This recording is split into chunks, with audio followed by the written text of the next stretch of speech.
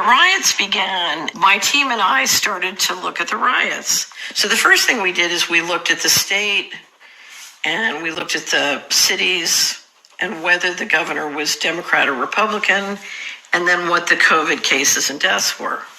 And we said, let's take the data of all the buildings that were harmed or burnt or businesses, and we'll map it.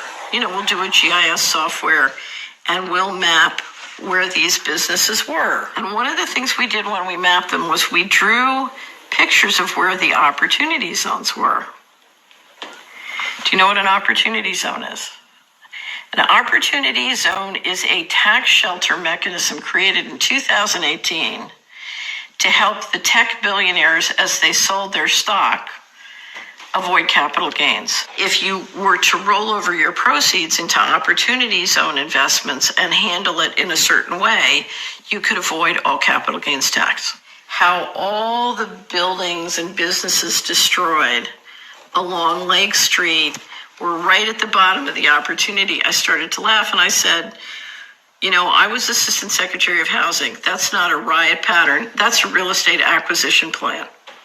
Small businesses, a lot owned by African American and Hispanics along a particular boulevard in the opportunity zone. So now their business is shut down.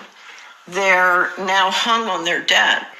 But even worse, now their building has been damaged. And of course, insurance doesn't cover all the repairs and fixing, right? I say it's going to be a lot easier and cheaper for me to go in and buy up all those buildings, right? Voila.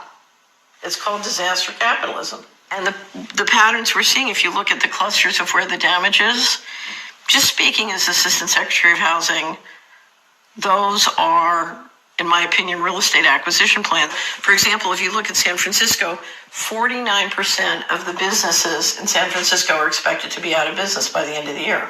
Do you know how much real estate you're going to be able to pick up cheap on this? It's phenomenal.